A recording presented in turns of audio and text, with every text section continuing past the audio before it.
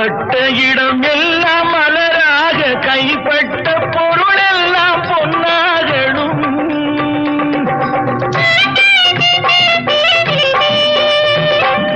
உன் கண்பட்டு வழிகின்ற நீரெல்லாம் ஆனந்த கண்ணீரே என்றாகணும். ஒரு 16 தான் பெற்று நீ வாழ அதை பார்க்கின்ற என் உள்ளம் தாயாக. பூமழை தூவி வசந்தங்கள் வாழ்த்த ஊர்வலம் நடக்கின்றது.